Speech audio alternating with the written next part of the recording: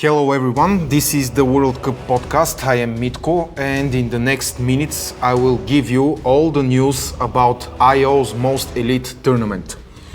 I have Krum with me again, and today his task will be a most interesting one. Why? Because today's podcast highlight will be the announcement of Bulgarian national team quitting the championship.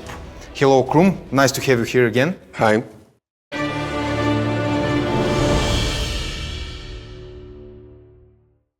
Krum, on Friday last week, a reporter who is close to the Bulgarian national team announced that the two times IO World Champion would discontinue its participation in the World Cup. I quote, "The loss of network points by Bulgaria comes from army donations during the night. These donations did not achieve the result the Bulgarians expected, and all was over for our team in this tournament. Bulgaria will not be a world champion, and it will not even win a medal. The boys and girls from the team ceased their participation because they lost their will and desire to play in this futile situation." End of quote. Can we believe this announcement? And if yes, why did the Bulgarians lost everything? Yes, the announcement is trustworthy, and it is evident that the Bulgarian team is no longer progressing. They had to gamble and risk everything. If they had succeeded, it would have brought them a sweet third title. Their plan was to strike the two castles belonging to the Polish team. Those castles were heavily fortified with ballistas, but it was still possible to defeat them, of course with the help of kamikazes. So the Bulgaria team began a massive army donation in the early hours of July 26th. And at around 5 a.m. server time, their offensive started. Portuguese and Croatian armies assisted in the attempt on the North Castle. It was going pretty well for them, and it looked like the castle was going to fall, but then the Polish team managed to send reinforcements, and they were able to protect their holding. Krum, one of the Bulgarian nationals was kind enough to answer some questions I sent him via email about the Bulgarian situation. The reason I asked these questions was the public scandal the Bulgarians created right after the failed attempt on the Polish castles. The Bulgarians openly blamed each other for the failure, and harsh words were exchanged in front of the fans. The national who was kind enough to answer the questions is named Victoria 89, a known player, but his real name is Velin Velikov. He stated that the offensive against Poland's castles was a well-planned one, but the Bulgarians had some logistic difficulties. They were also betrayed by the Croatians, who did not send them the armies they were asked for. Velin says that he personally feels like being used by the Croatians, and his team was naive enough to think that Croatians would keep their end of the bargain. Krum, if that's really true, can we really blame the Croatians about their actions, or we can congratulate them for their cunning diplomacy? As we all know, there are no rules in love or war. I think the Bulgarian team was aware of the possibility that the Croatians might betray them. There is not much sense leaving yourself to finish second when you can finish first. Relying on diplomacy was Bulgaria's only card, and they had to play it. They had to ask other teams to assist, as they couldn't defeat the castles all by themselves.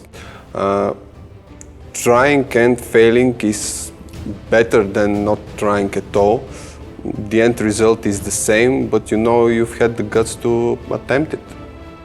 Velin also mentions lack of discipline and planning, as well as strong leadership in the Bulgarian team, which led to the disastrous performance in the end. Krum, maybe it's finally becoming crystal clear that it's very hard to lead a team of 15 leaders. It is indeed. It certainly doesn't work each time, but when it does, well, we all saw the 2 cups in a row. But that is how the tournament goes. You don't get to pick your teammates, and you have to improvise a lot. Who is the big winner from the Bulgaria's quitting? You can say all teams are benefiting when an acting champion falls, especially in the case of Bulgaria, which played quite aggressively, suffocating its enemies. We even saw the return of some players that have left the tournament earlier because of the Bulgarian harassment. There is one team getting the most though, it is Croatia. It's great news for them to hear that no one will be able to secure the 60% influence. They are unreachable in the net worth ranking, first place, and they are already tasting the gold. Do you think Bulgaria will surrender its castles to any of the nations willingly, or they will just abandon them and leave them to the mercy of their enemies? Can we still have lords of the realm in this situation? They have left their castles as they were, protected with full armies on the field. Who knows, they might decide to disband those armies at some point and leave the castles for the first passerby, but it won't be any of the major teams, and it will make absolutely no difference as the Lords of the Realm competition is really not possible anymore. Krum, there have been some speculations about the castle's defenses in this tournament. To be more specific, the players comment that it is impossible to conquer castle which holds 2 million ballistas as a defending garrison. Is it really impossible to do it? It is next to impossible. The amount of effort and troops needed for this to be accomplished is insane. We are talking about sacrificing tens of millions of melee units and several millions ballistas. You have to not only provide enough kamikazes for those 2 million ballistas, but you also have to keep all of the enemy members under constant attacks, so they cannot donate any armies. And I mean constant attacks both in the empire and in the colonies.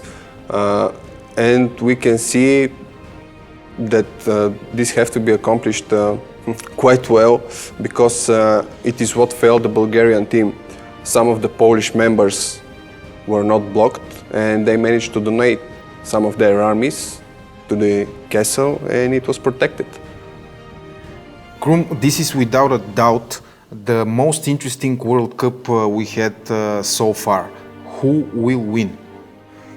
It definitely is the most interesting so far.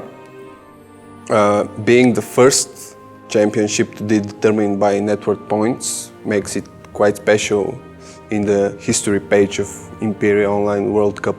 The winner, Croatia. And I would say they do deserve it. They were growing steady throughout the whole tournament. Beautiful performance. Well, that's all for today's podcast, my friends. We will have a world champion, but it will not be Bulgaria. Who it will be, it remains to be seen. To all the participants, thank you for making this epic battle of all battles. Strength and honor, brave warriors.